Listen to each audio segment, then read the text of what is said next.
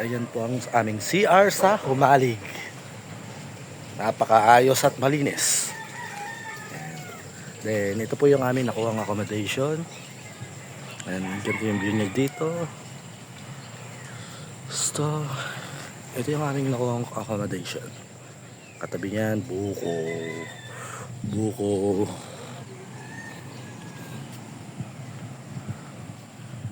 Review lang sa ating nakuhang accommodation.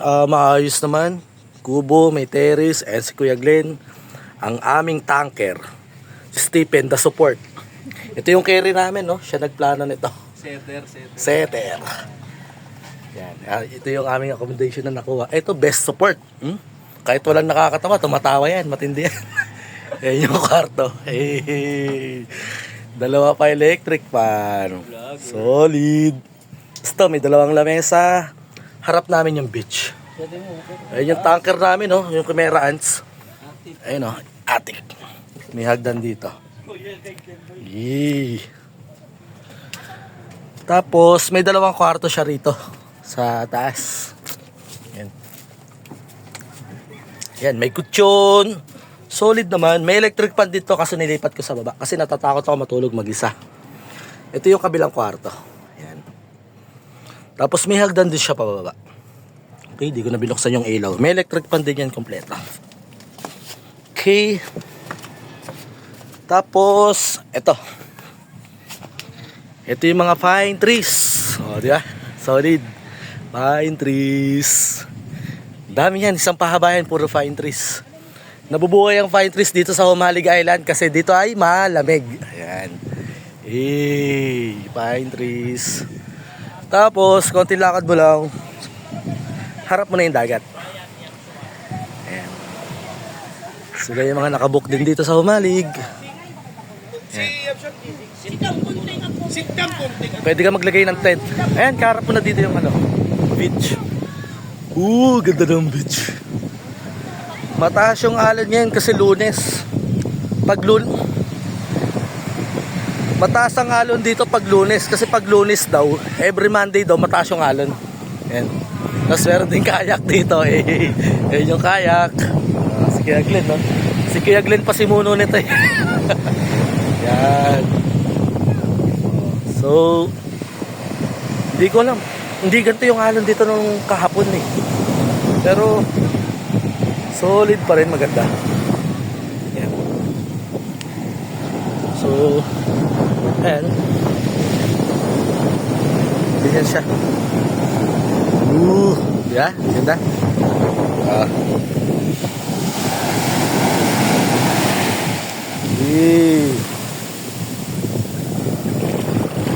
Mas mataas yung alon niya ngayon. Hindi na ganito kahapon.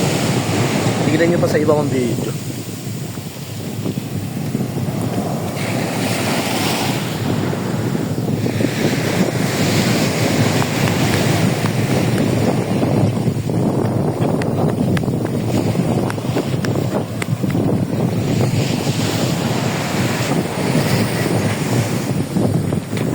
Oh no! Wala akong basahin pa, uwi na kami.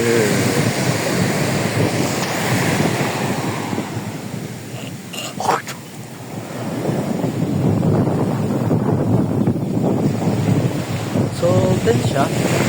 May mga kubo rin na nasira na, gawa siguro na katagalan. Tapos may mga duyan dito, pwede ka magduyan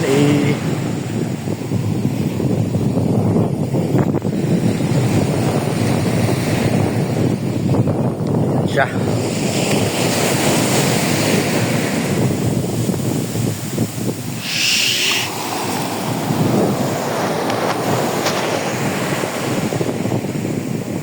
Ayan na!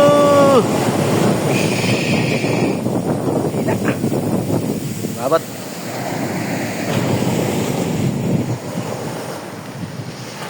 araw. Ayan na siya!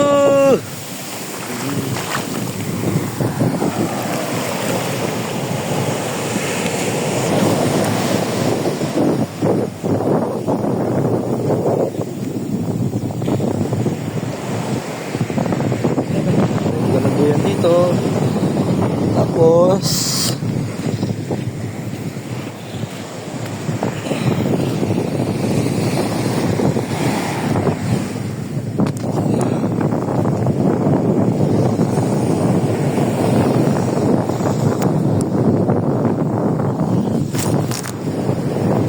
umakit sa puno.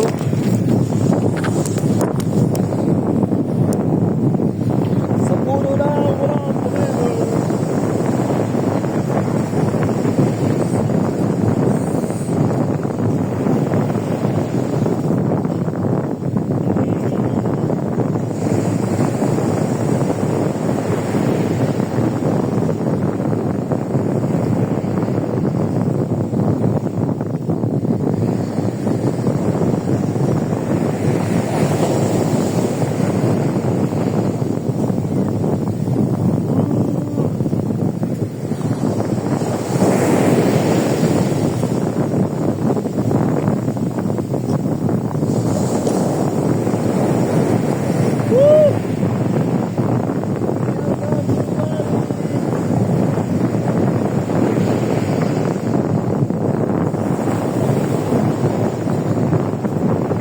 So, yun siya.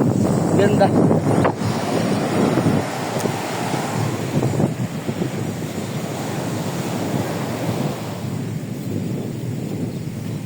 So, dito yung nakuha naming resort sa Pamana Beach Resort. Napakaganda. Solid. Solid. Kaya daming buko. Pwede ka kumuha ng buko dyan kasi may bayad 30 pesos. 30 pesos. Ito siya.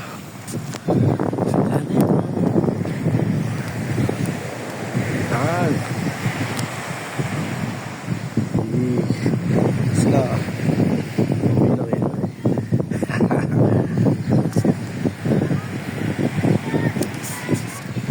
Ayan po si Stephen. Hey! Pwede ka maglagay ng tent. Ada, ganda. Ganda siya. Solid sa Humalig. May mga lumang kubo rin, pero goods na yan. Kasi may internet. Ay, no, wala pala internet dito. Kuryente lang.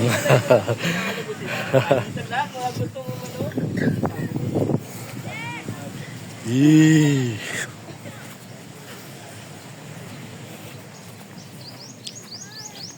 Jay, hi ka sa vlog ko. Ano masasabi mo dito sa Humalig Island?